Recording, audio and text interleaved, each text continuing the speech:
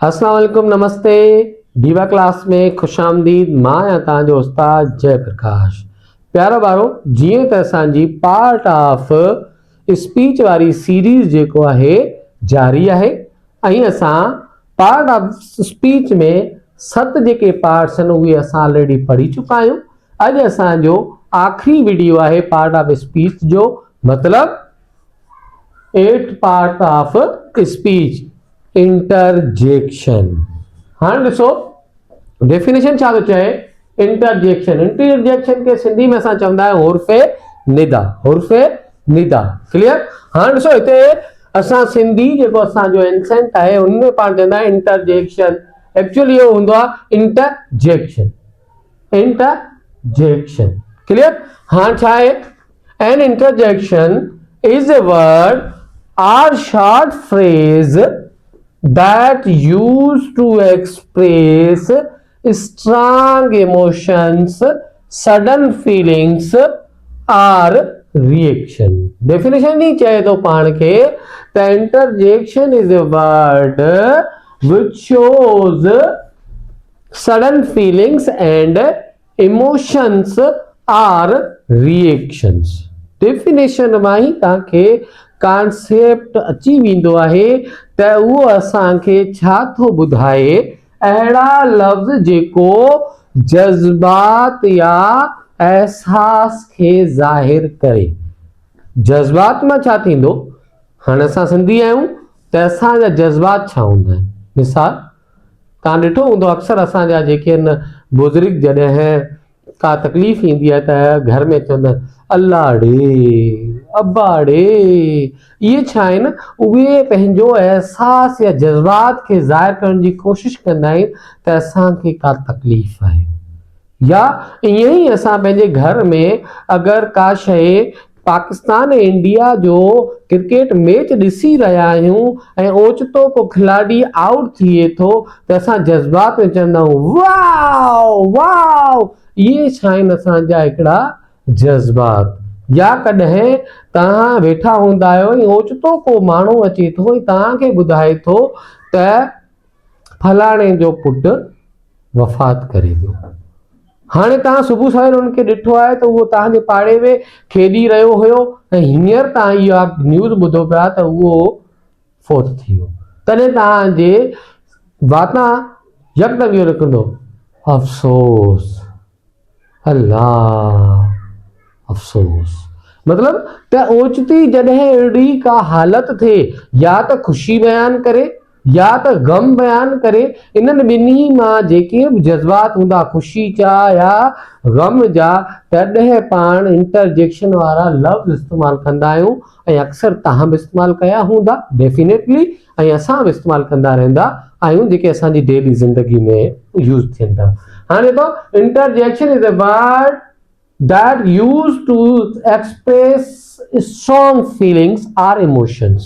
मतलब जेके गहरा जज़्बात असांजा या एहसासात हूंदा उन्हें खे इंटरजेक्शन ज़ाहिर करे थो या बयान करे थो। मिसाल मूं तव्हांखे हींअर तव्हांखे ॾिना आहिनि त हाणे ॾिसो हिकिड़ो लफ़्ज़ आहे wow wow. That's an amazing painting.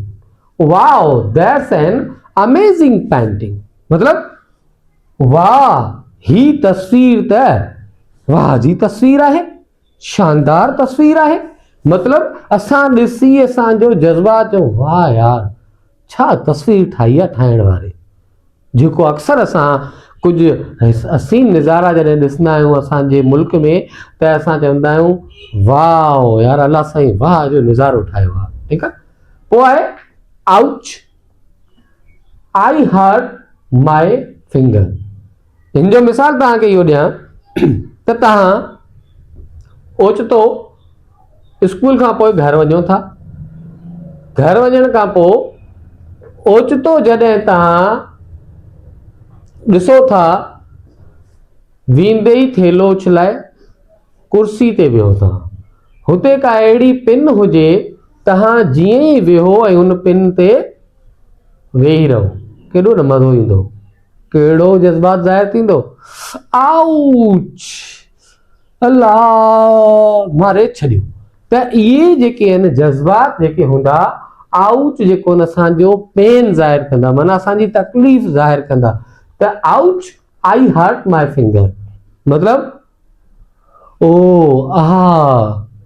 मुंहिंजी आंगुरी ज़ख़्मी थी वई या मुंहिंजी आंगुरी खे धकु लॻी वियो।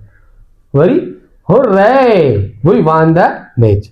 अक्सर असां स्कूल में जॾहिं ॿिनि क्लासनि जे विच में मैच थींदो आहे त असां मैच को टीम असांजी टीम खटण वारी हूंदी आहे या खटी चुकी हूंदी आहे, आख़िरी बाल ते छको लॻंदो आहे त असां छा चवंदा हुर्रा वाह वाह असां खटी वियासीं। हाणे त इहे असांजी ख़ुशी जा इज़हार जेके आहिनि असां करी रहिया आहियूं, त इहे हूंदो आहे असांजो इंटरजेक्शन। क्लियर? पोइ आहे oh I forget my homework at home. अक्सर असां उस्ताद जॾहिं शागिर्दनि खां इहो सवाल कंदा आहियूं, पुटु ॾियो ख़बर कल्ह मूं तव्हांखे होमवर्क ॾिनो, वसीम तूं ॿुधाए होमवर्क ॾे। त वसीम चवंदो आहे ओ सर आऊं उहो त घर भुली आयुसि। इहे अक्सर जेके आहिनि असांजा बहाना जेके आहिनि शागिर्द कंदा आहिनि, इहे बि असांजे जज़्बात जो इज़हार कंदा आहिनि। हाणे कीअं माना उस्ताद खे ॿुधायूं त भाउ ओ साईं उहो त आऊं घर भुली आयुसि। ठीकु आहे? त इहे बि जेके आहिनि असांजा हिकिड़ा इज़हार आहिनि त ओ मां स्कूल जो कमु जेको आहे घर में भुली आयुसि। क्लियर? इहे सभई लफ़्ज़ जेके आहिनि वाओ आउच उर्रा ओ इहे असांजा इंटरजेक्शन वारा लफ़्ज़ आहिनि। हिननि लफ़्ज़नि खां अलावा असां केतिरा ई लफ़्ज़ ॿिया इस्तेमालु कयूं था इंटरजेक्शन, जीअं तव्हां अक्सर इस्तेमालु कयो हूंदो उफ या ओ नो, हेलो हेलो, अरे हा हा हा हा,